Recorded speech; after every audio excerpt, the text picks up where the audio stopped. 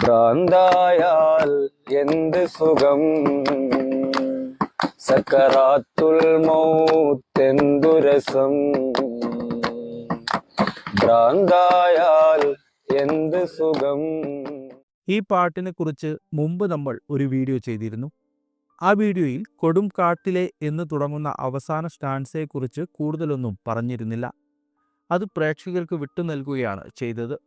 എന്നാൽ ആ വീഡിയോക്ക് വന്ന കമൻറ്റുകളിൽ നിന്ന് മനസ്സിലായ കാര്യം അവസാന സ്റ്റാൻസയ്ക്ക് വേണ്ടിയായിരുന്നു അധിക പേരും വീഡിയോ കണ്ടത് എന്നാണ്. അതുകൊണ്ട് ആ വരികളുടെ വിശദീകരണമാണ് ഈ വീഡിയോയിലൂടെ പറയാൻ പോകുന്നത്.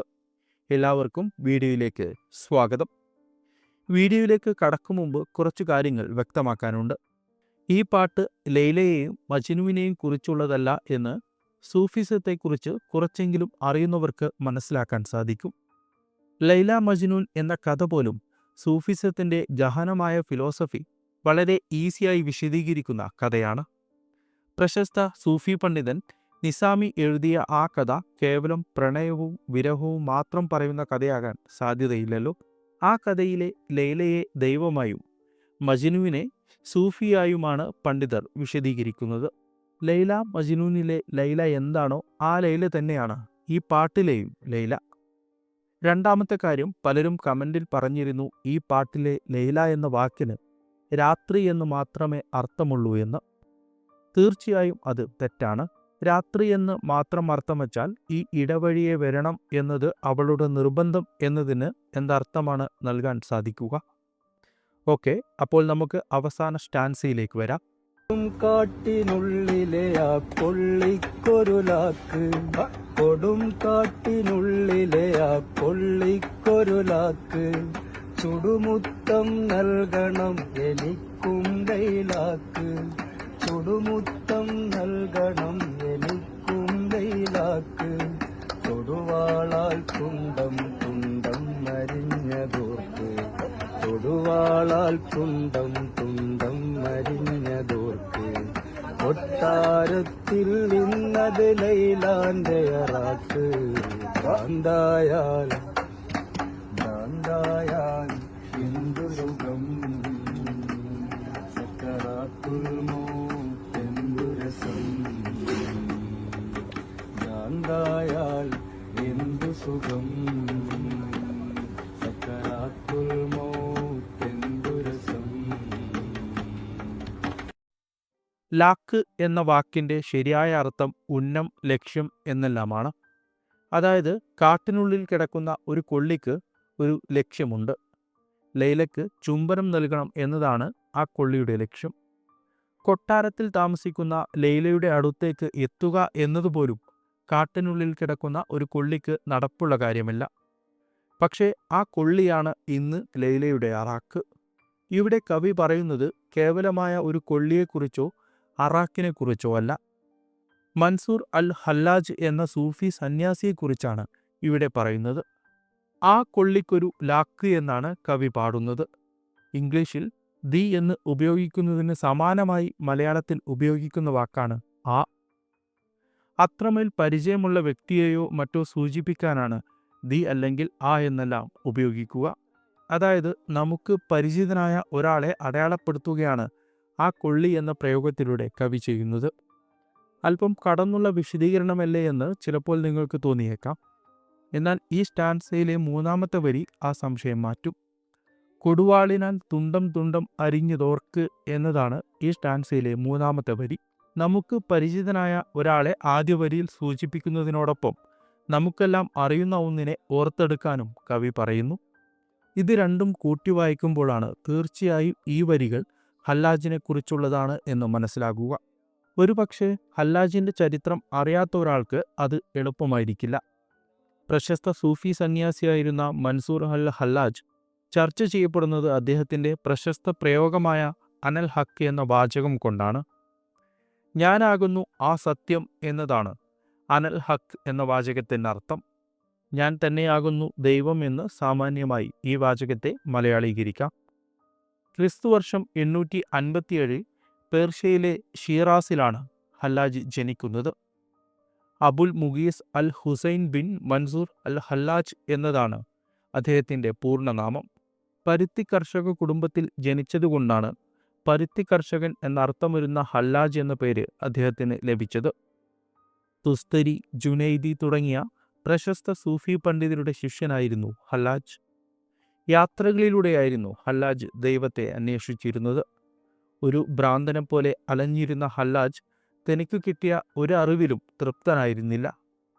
ബാല്യത്തിൽ തന്നെ ഖുർആൻ മനഃപ്പാടമാക്കിയ ഹല്ലാജ് കർമ്മശാസ്ത്രം, ഹദീസ് തുടങ്ങിയ വിഷയങ്ങളിലും പാണ്ഡിത്യം നേടിയിരുന്നു. എന്നാൽ ധ്യാനമാർഗത്തിലാണ് ഹല്ലാജിന് ആശ്വാസം കണ്ടെത്താനായത്. സഅർ ഇബ്നു തുസ്തരിയിൽ നിന്ന് ത്വരീഖ, അതായത് സൂഫി മാർഗം സ്വീകരിച്ച ഹല്ലാജ് പിന്നീട് ഗുരുക്കളെയും സൂഫികളെയും തേടി അലഞ്ഞു. അക്കാലത്ത് സൂഫികളാലും സൂഫി മാർഗങ്ങളാലും സമ്പന്നമായിരുന്ന ബാഗ്ദാദിലാണ് അവസാനം ഹല്ലാജ് എത്തിച്ചേരുന്നത്.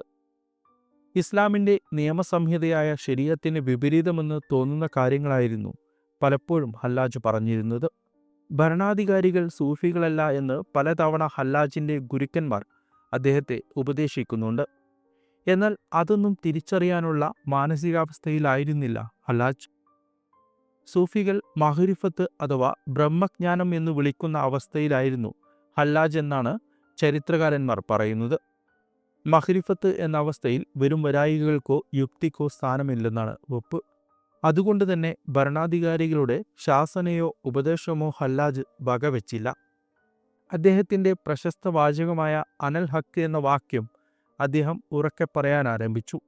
ഇസ്ലാമിക നിയമപ്രകാരം ഒരാൾ വധിക്കപ്പെടാൻ തക്കതായ പ്രയോഗമാണ് ഞാൻ തന്നെയാണ് ദൈവം എന്ന പ്രയോഗം. ഭരണാധികാരികൾ പശ്ചാത്തപിക്കാൻ ഹല്ലാജിനോട് ആവശ്യപ്പെട്ടെന്ന് ചരിത്രം പറയുന്നു. എന്നാൽ ഞാൻ സത്യം മാത്രമാണ് പറയുന്നത് എന്നതായിരുന്നു ഹല്ലാജിൻ്റെ നിലപാട്. എന്നെ വധിച്ചാലും സുഹൃത്തുക്കളെ എന്നെ വധിച്ചാലും, കാരണം വധിക്കപ്പെടുമ്പോഴാണ് എനിക്ക് ജീവിതമുണ്ടാകുക. എല്ലാ ഗുണങ്ങളും പറിച്ചെറിഞ്ഞ് പ്രിയപ്പെട്ടവൻ്റെ മുന്നിൽ നിൽക്കുമ്പോഴാണ് സ്നേഹമെന്തെന്നറിയുക. അപ്പോൾ അവൻ്റെ ഗുണവിശേഷങ്ങൾ എൻ്റേതായി തീരുന്നു.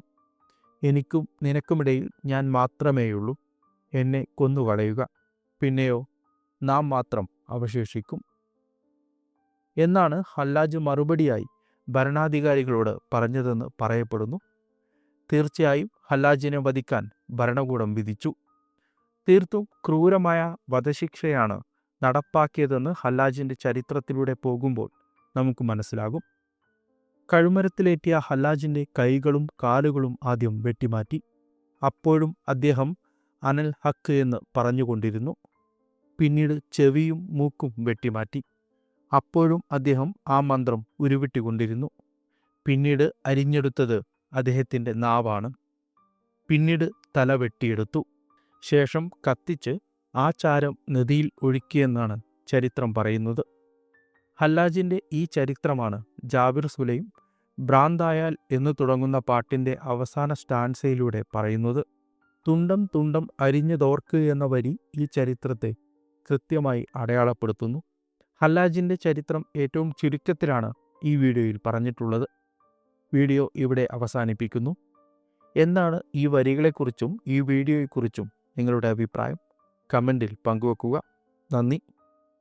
കാട്ടിനുള്ളിലെ ആ കൊള്ളിക്കൊരുലാക്ക്, കൊടും കാട്ടിനുള്ളിലെ ആ കൊള്ളിക്കൊരുലാക്ക്, ചുടുമുത്തം നൽകണം എനിക്കും ലൈലാക്ക്, ചുടുമുത്തം നൽകണം എനിക്കും ലൈലാക്ക്, തൊടുവാളാൽ തുണ്ടം തുണ്ടം അരിഞ്ഞതോർക്ക്, തൊടുവാളാൽ തുണ്ടം തുണ്ടം അരിഞ്ഞതോർക്ക്, കൊട്ടാരത്തിൽ നിന്നത് ലൈലാന്റെ അറാക്ക്, ഭ്രാന്തായാൽ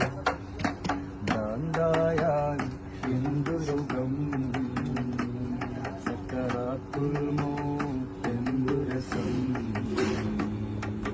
ഭ്രാന്തായാൽ എന്തു സുഖം.